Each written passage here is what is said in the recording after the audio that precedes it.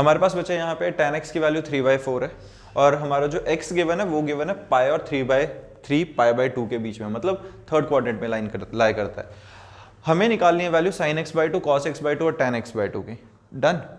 यहाँ पर जब भी इस टाइप का क्वेश्चन आता है, चाहे यहाँ पे tan x की वैल्यू गिवन है, चाहे sin x की, चाहे cos x की, हमारा मेन मोटिव होता है किसी तरह cos x की वैल्यू निकाल लो, क्योंकि cos x के फॉर्मूला से हम sin x की वैल्यू sin x/2, क्यों, cos to थीटा के फॉर्मूला में भी हमारे पास sin x/2 आ जाता है, cos to थीटा के फॉर्मूले में को यूज करके हम cos x/2 की भी वैल्यू निकाल सकते हैं।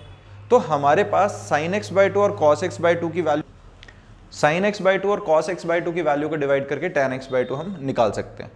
तो सबसे पहला मोटिव होना चाहिए किसी तरह cos x की वैल्यू निकाल लें। यहाँ पे हमें पता है जो हमारा x है वो लाई कर रहा है थर्ड क्वाड्रेंट में, है ना, पाई से बड़ा और 3π/2 से छोटा। हमें निकालनी है x/2 की वैल्यू। तो पहले एक डिवाइड करके ये देख लेते हैं कि x/2 कौन से क्वाड्रेंट में लाई करेगा। ये आ गया π/2, x/2 एंड 3π/4। मतलब ये कहाँ पे लाई करेंगे, हमारी sin x/2 cos x/2 और tan x/2 की 90 डिग्री से बड़ी होनी चाहिए और 3π/4 से छोटी होनी चाहिए। तो अप्रॉक्सीमेटली यहाँ पे कहीं इस क्वाड्रेंट के अंदर लाई करेंगी वैल्यूज। तो जब उसमें लाई करेंगी तो यानी कि sin x/2 की सिर्फ वैल्यू पॉजिटिव होगी, cos और tan की नेगेटिव होगी। पॉज करना। तो यहाँ से हमें पता चल गया कि ये वाला हमारा सेकंड क्वाड्रेंट में लाई कर रहा था और उसके अकॉर्डिंगली sin x/2 और cos x/2 और tan x/2 के साइन मिल जाएंगे हमें। चलो स्टार्ट करते हैं। सबसे पहले हमारे पास क्या है, tan x की वैल्यू है 3/4। मुझे पता है secant स्क्वायर x की वैल्यू क्या होती है, 1 + tan स्क्वायर x होती है, 1 + 9/16 आ गया, दैट इज 25/16। अगर मैं secant x की बात करूं तो निकल गया ±5/4। मैंने secant की क्यों निकाली, क्योंकि secant से cos निकालना आसान है। जैसे मैंने क्वेश्चन की स्टार्टिंग में कहा था, पहला टारगेट रखो किसी तरह cos की वैल्यू निकालो। तो secant की वैल्यू आ गई ±5/4। तो cos x की वैल्यू क्या आ गई है, वो आ गई है ±4/5। रेसिप्रोकल हो जाएगा secant का cos के टर्म में। अब ये जो क्वाड्रेंट है ये था थर्ड क्वाड्रेंट। थर्ड क्वाड्रेंट में हमारे पास cos क्या होता है, नेगेटिव, क्योंकि x जो था वो थर्ड क्वाड्रेंट में लाई कर रहा था। तो हमारे पास थर्ड क्वाड्रेंट में cos नेगेटिव होता है, ठीक है। तो यहाँ पे cos x की वैल्यू हमने रख ली है नेगेटिव वाली, -4/5। ये बात समझ में आ गई। नेगेटिव हमने किस तरीके से कंसीडर किया, जो हमारे पास x की वैल्यू गिवन है उसके क्वाड्रेंट के हिसाब से हमने वो cos x की वैल्यू कंसीडर कर लिया, नेगेटिव है कि पॉजिटिव। अब मेरे पास एक फॉर्मूला होता है हाफ एंगल फॉर्मूला में, cos 2 θ = 2 cos स्क्वायर θ -1।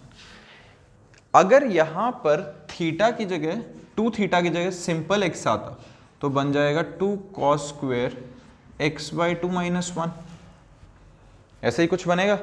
तो यहाँ से अगर मैं cos स्क्वायर x/2 की वैल्यू निकालूं तो वो निकलेगी 1 + cos x whole divided by 2, ऐसा ही कुछ है ना। cos x/2 की वैल्यू ऐसा निकल जाएगा। और अगर मुझे इसका स्क्वायर हटाना है तो मैं इसके ऊपर स्क्वायर रूट लगा देता हूँ, वैल्यू सब्सटीट्यूट कर देते हैं cos की, 1 - 4/5 whole divided by 2 square root के अंदर, 5 - 1 5 - 4/5 × 2 स्क्वायर रूट के अंदर, that is 1/10 within square root. ये किसकी वैल्यू आ गई है हमारे पास, cos x/2 की।